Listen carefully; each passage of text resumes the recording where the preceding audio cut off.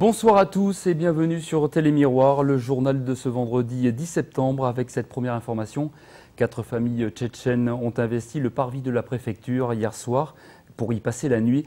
Ils demandent l'asile politique et réclament un logement soutenu par plusieurs associations. Ils ont été reçus par la préfecture et le conseil général du Gard. Reportage Maxence Carébel. Conseil général, préfecture, conseil général, les familles tchétchènes et les associations qui les soutiennent ont été aujourd'hui ballottées de réunion en réunion. La loi est formelle, l'État doit trouver des solutions d'hébergement à ces demandeurs d'asile, mais la préfecture le concède, les critères d'attribution ont été durcis.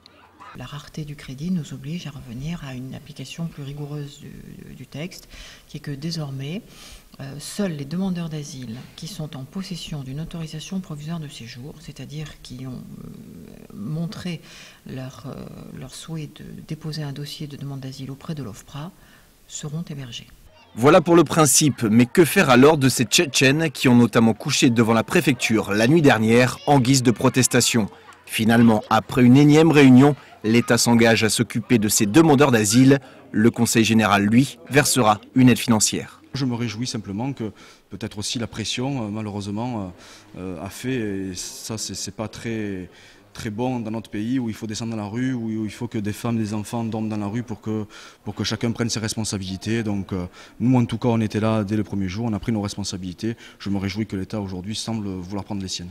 À défaut de ce que les autorités s'entendent sur les limites de leurs compétences et les solutions qu'ils vont aménager, une aide financière exceptionnelle serait débloquée par le Conseil général. Pour autant, on n'en connaît pas encore le montant, ni la limite dans la durée, et on ne sait pas non plus, avec cette aide financière, comment ces personnes de manière autonome vont pouvoir aller saisir les hôteliers d'une demande, etc. Donc concrètement, comment l'effectivité de l'hébergement va être mise en œuvre, je ne le sais pas. Car malgré les financements des pouvoirs publics, certains hôtels refusent de loger ces familles.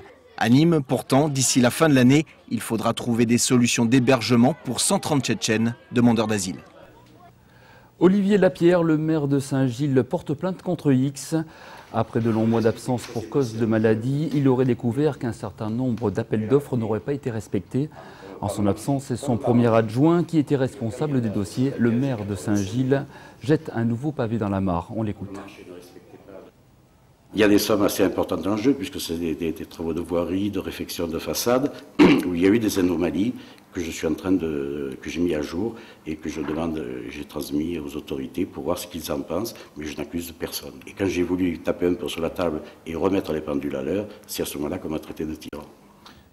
À noter, depuis plusieurs mois, Olivier Lapierre et son adjoint sont en conflit. Le préfet du Gard, a d'ailleurs décidé d'organiser de nouvelles élections. Les habitants devront retourner aux urnes le 10 avril prochain. Le maire de Nîmes, Jean-Paul Fournier, fait sa rentrée aujourd'hui avec la presse. L'occasion de revenir sur plusieurs grands dossiers, les travaux, le futur TCSP, ou encore le projet de construction du musée de la Romanité qui devrait prendre place près des arènes. Je vous propose d'écouter Jean-Paul Fournier. Je souhaite récupérer ce terrain, effectivement, y installer le musée de la Romanité. Donc on a travaillé quand même sur ce musée puisqu'on a fait, on a travaillé dans nos réserves, on a travaillé sur le contenu scientifique. On passe encore une délibération au conseil municipal le 2 octobre et j'ai l'intention de lancer un concours d'architecte international au début de l'année 2011. Le commissaire enquêteur nous a donné un avis favorable sur la première ligne TCSP. Alors on a répondu qu'effectivement, d'abord la deuxième ligne passerait bien par la gare. Cette deuxième ligne va être lancée puisqu'on va statuer dans quelques jours sur la ligne est-ouest.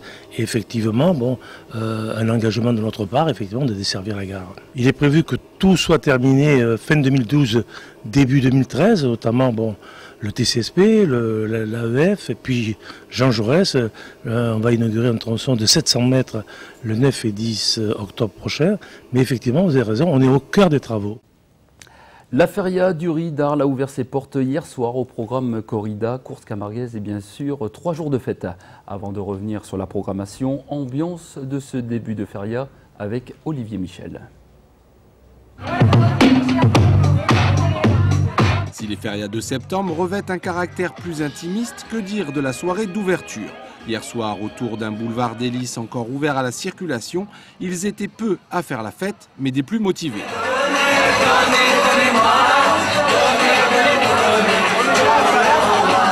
On y tient énormément à l'ouverture parce que c'est ce qui va lancer tout le week-end. Et c'est les intimes.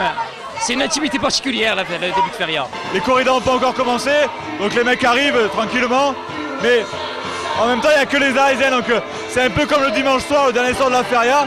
On se retrouve entre nous et c'est là qu'on fait la fête et c'est là que c'est le meilleur. Et même si la feria débutait un jeudi, comme ce sera le cas sur Nîmes la semaine prochaine, c'est pour certains une tradition que de faire l'ouverture la veille. C'est avant le berceau, il faut lui donner le gène de la bringue parce que sinon... C'est le mieux le jeudi soir, oui. Il y a des secrets pour une ouverture réussie ou pas? Non, s'amuser, danser. Après, il faut avoir le sourire. Il faut partir pour faire la fête tout simplement. Même si c'est la feria de septembre, c'est une petite feria, faut pas la louper quoi. Parce que la feria, c'est de la dinde. Je suis revenu sur Arles, de Perpignan à Arles. Et c'est de la galette, c'est régal, c'est de la bombe.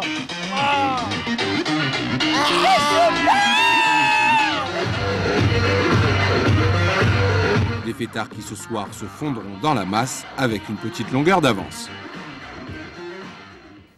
Allez, on passe au programme. Le programme donc de cette feria du riz a été modifié. Manzanares et Aguilar blessés ont déclaré forfait. Aguilar est remplacé par Diego Urdiales. Manzanares, lui, ne sera pas remplacé. El Rouli et Juan Bautista seront bien présents, quant à eux, ce week-end pour un mano à mano. Hier, il y avait une novillade sans picador et c'est le jeune Andy Younes qui a triomphé dans les arènes. Reportage Christophe Chez et Olivier Michel.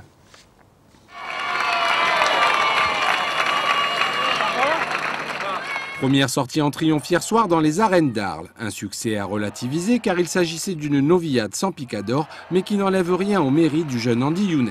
Ce pur produit de l'école taurine arlésienne, âgé de tout juste 13 ans, a su séduire et ravir le public avec sa fougue juvénile et un sens de la lydia indéniable. Il a raflé 2 oreilles factices à un novillo des frères Jalabert. Dis-moi, tu as quel âge et comment est né ton afición? 13 ans et je vis que pour ça. Comment c'est né? Je suis allé voir une corrida ici à Arles et après ça a été le déclic. Cette journée, cette soirée, c'était un rêve pour toi? Oui, un rêve de tourner dans les arènes d'Arles et en plus de triompher, c'est vraiment que du bonheur.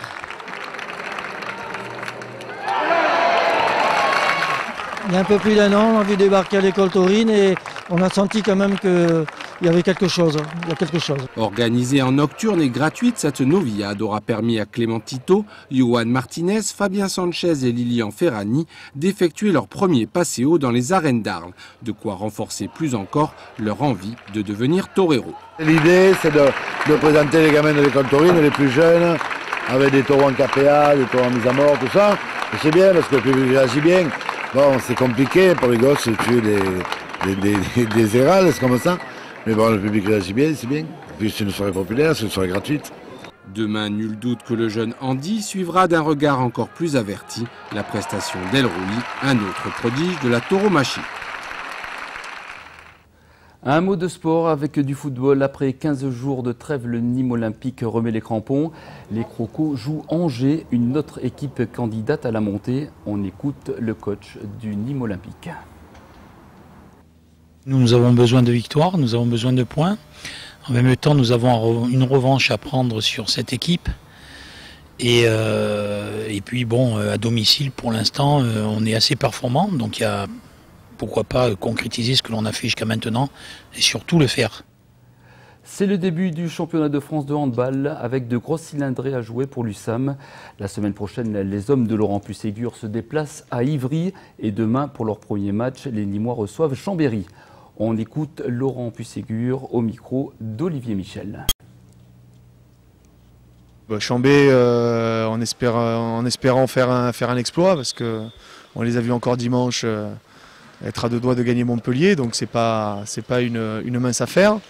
Par contre, Ivry à Ivry, on va voir ce qu'on peut faire là-bas. On va y aller, on va pas y aller en victime, on va y aller avec de l'ambition et en essayant de ramener un résultat.